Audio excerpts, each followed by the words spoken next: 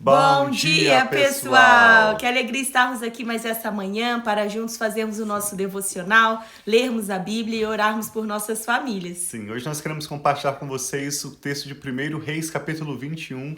Nós estamos lendo aproximadamente um capítulo por dia e hoje chegando já ao finalzinho dessa leitura da primeira parte da história dos reis de Israel.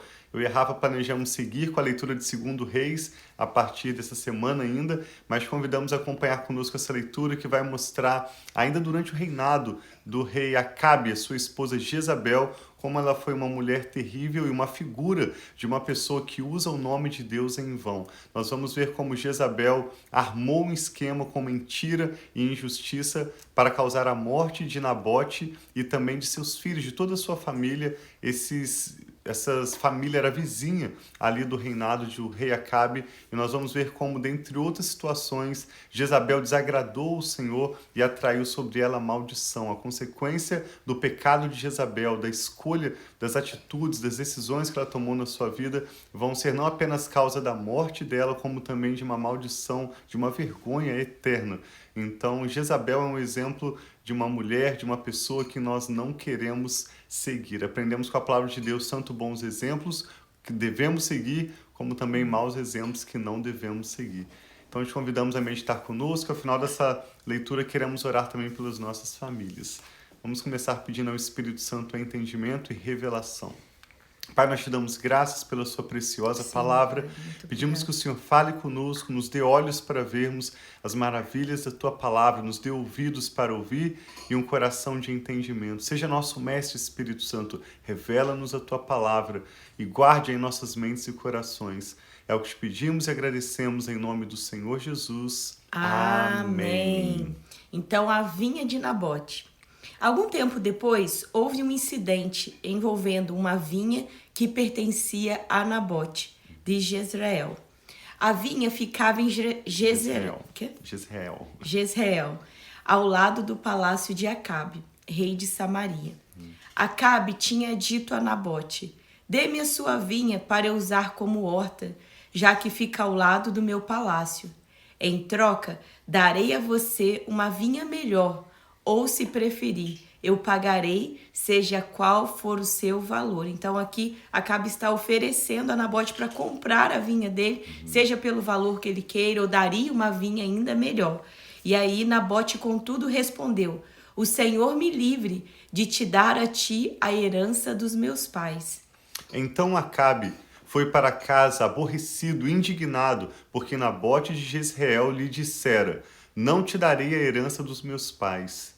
A palavra de Deus nos ensina na lei de Moisés que era proibido pela lei do Senhor que uma tribo passasse, que uma possessão de terra passasse de uma tribo para outra, como nós lemos em Levítico e também no texto de Deuteronômio 36, especificamente Deuteronômio 36, 7, nós encontramos um verso que diz que ninguém deveria vender definitivamente a propriedade que herdou dos seus pais. Então Nabote aqui ele tanto usa o nome do Senhor, demonstrando o seu temor a Deus, como na sua decisão ele demonstra que ele estava comprometido a obedecer a palavra de Deus. Ele não está sendo egoísta, Nabote não está sendo olho grande, mas ele está simplesmente sendo zeloso pelo Senhor e pelo cumprimento da lei do Senhor. Ele disse: eu não te darei a herança de meus pais, porque essa era a orientação da palavra de Deus. Acabe deitou-se na cama, virou o rosto para a parede e recusou-se a comer. Jezabel, sua mulher, entrou e lhe perguntou: por que você está tão aborrecido? Por que não come? Ele respondeu: porque eu disse a Nabote de Jezreel: venda-me a vinha, venda-me a sua vinha, ou se preferir, eu darei a você outra vinha no lugar dessa. Mas ele disse: não te darei a minha vinha. Disse-lhe Jezabel, mulher de Acabe: é assim que você age como rei de Israel? Levante-se e comam, anima-se, conseguirei para você a vinha de Nabote de Jezreel. Então ela escreveu cartas em nome de Acabe, pôs nelas o selo do rei e as enviou às autoridades e aos nobres da cidade de Nabote. E naquelas cartas Jezabel escreveu: decretem um dia de jejum e ponham Nabote sentado num lugar de destaque entre o povo. E mandem 2 homens vadios sentar-se em frente dele e façam com que testemunhem que ele amaldiçoou, tanto a Deus quanto ao rei. Levem-no para fora e apedrejem-no até a morte. As autoridades e os nobres da cidade de Nabote fizeram como Jezabel os orientara nas cartas que lhe tinha dito.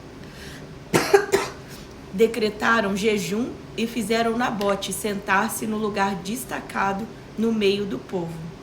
Então 2 homens vadios vieram e se sentaram em frente dele e o acusaram diante do povo, dizendo: Nabote amaldiçoou tanto a Deus quanto ao rei.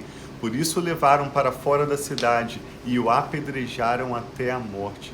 O texto de 2 Reis nos informa que foi não apenas Nabote, mas também os seus filhos, que foram de forma inocente apedrejados até a morte, por causa da mentira, da injustiça causada por Jezabel, que estava usando tanto o nome do seu marido, o rei Acabe, como estava usando o nome do Senhor em vão, para o seu próprio benefício. Então mandaram informar a Jezabel: Nabote foi apedrejado e está morto. Assim que Jezabel soube que Nabote tinha sido apedrejado até a morte, disse a Acabe: Levante-se e tome posse da vinha que Nabote de Jezreel recusou-se a vender-lhe. Ele não está mais vivo, está morto. Quando Acabe ouviu que Nabote estava morto, levantou-se e foi tomar posse da vinha. Então a palavra do Senhor veio ao tesbita Elias, aqui volta o profeta Elias na história, dizendo: vai encontrar-se com Acabe, o rei de Israel, que reina em Samaria. Agora ele está na vinha de Nabote para tomar posse dela. Diga-lhe que assim diz o Senhor: você assassinou um homem e ainda se apossou da sua propriedade? E acrescente: assim diz o Senhor: no local onde os cães lamberam o sangue de Nabote, lamberão também o seu sangue. Isso mesmo, o seu sangue. Acabe disse a Elias: então você me encontrou, meu inimigo. Eu o encontrei, ele respondeu, porque você se vendeu para fazer o que o Senhor reprova. E ele diz: vou trazer desgraça sobre você, devorarei os seus descendentes e eliminarei da sua família todos do sexo masculino. Em Israel, sejam escravos, sejam livres. Farei à sua família o que fiz a de Jeroboão, filho de Nebate, e a de Baasa, filho de Aías, pois você provocou a minha ira, fez Israel pecar. E acerca de Jezabel, o Senhor diz: os cães devorarão Jezabel junto ao muro de Jezreel. E ele segue dizendo sobre Jezabel, isso é o profeta Elias: os cães comerão os que pertencem a Acabe e que morrerem da cidade, e as aves do céu se alimentarão dos que morrerem no campo. Diz que nunca existiu ninguém como Acabe, que, pressionado por sua mulher Jezabel, vendeu-se para fazer o que o Senhor reprova. Ele se comportou da maneira mais detestável possível, indo atrás de ídolos, como faziam os amorreus, que o Senhor tinha expulsado de diante de Israel. Quando Acabe ouviu essas palavras, rasgou as suas vestes, vestiu-se de pano de saco e jejuou. Passou a dormir sobre panos de saco e agia com mansidão. Então a palavra do Senhor veio ao tesbita Elias: você notou como Acabe se humilhou diante de mim? Visto que se humilhou, não trarei essa desgraça durante o seu reinado, mas durante o reinado do seu filho. Sim. Nós vemos nesse texto, então, Jezabel detalhando um pouco mais sobre a conduta, o caráter de Jezabel, uma mulher que representa aqueles que usam o nome de Deus em vão. Ela tinha algum poder, como esposa do rei, ela tinha recursos, autoridade que foram conferidas a ela na posição que ela estava de governo, mas ela usou essa influência, esse poder, essa autoridade para o seu bem, executando injustiça, usando da mentira para tomar vantagem própria e de forma detestável, assim desagradando o Senhor. Por outro lado, Acabe é aquele exemplo ou aquela figura da pessoa que vai atrás do que fala, não importa se é para uma direção, para o outro, qualquer coisa que Acabe ouvia, ele seguia. Se Jezabel estava dizendo para ele usar da mentira e para ele usar da injustiça e para ele tomar posse daquela vinha que não lhe pertencia, ele seguia. Se um profeta do Senhor, hoje nós lemos sobre Elias. Ontem nós lemos sobre um outro profeta que não é nomeado, mas veio ajudar Acabe no momento de guerra contra o rei Ben-Hadad. Quando um profeta vinha e falava a Acabe, ele se humilhava, ele se submetia à palavra de Deus, mas quando uma outra pessoa vinha e falava algo contrário à palavra de Deus, ele também se submetia. E a Bíblia nos mostra como exemplo da vida de Acabe, que essa pessoa instável, que segue o que qualquer pessoa fala, segue a opinião dos outros, não vai viver uma vida de boa qualidade. Nós somos chamados pela palavra de Deus, a nossa família, a nos comprometermos com a palavra de Deus, custe o que custar. Assim como parece que Nabote e os seus filhos eram tementes a Deus e estavam comprometidos a obedecer a palavra de Deus. Mesmo com a morte deles, nós podemos ter certeza que o Senhor lhes garantiu um melhor lugar, porque eles morreram como pessoas inocentes, como pessoas justas, ao passo em que nós vemos Acabe e Jezabel vão ter um fim tão terrível e uma história manchada, desonrada por toda a história de Israel. Sim.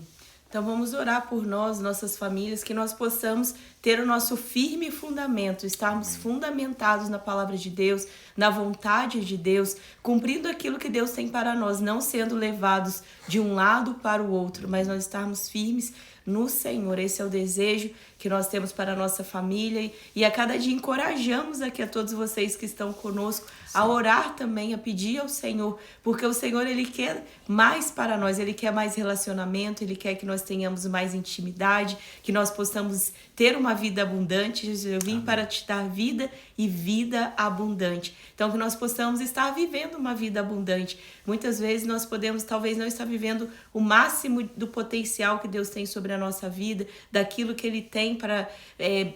Isso não quer dizer de algo só de nós recebermos, mas o quanto nós temos servido, o quanto nós temos compartilhado daquilo que Deus também tem para nós. E isso nos traz muita satisfação, né? Sim. Quando nós simplesmente só não recebemos a bondade, a fidelidade de Deus, a bênção de Deus na nossa vida, mas tudo isso que nós temos recebido, nós compartilhamos com aqueles que estão ao nosso redor. Então, sim, que nós possamos também viver essa vida abundante que Deus tem para nós, em nome de Jesus. Queremos orar com você. O que o Espírito Santo está falando no seu coração? Coloque agora diante do Senhor, coloque os nomes, as causas que vêm agora à sua mente, alguma coisa que tem te preocupado. Vamos orar em relação àquilo que o Espírito Santo tem ministrado a nós através desse texto e também qualquer motivo de oração que você tem agora, coloque diante do Senhor. A Rafa vai estar nos conduzindo nessa oração, nós queremos orar pela sua família. Amém. Então, se você tiver um pedido específico, quiser escrever nos comentários, fique à vontade. Bom dia para todos vocês que estão aí com a gente. Sim. Nós amamos muito ter a presença de vocês e orar junto com vocês. Vamos orar, então, pelas nossas famílias.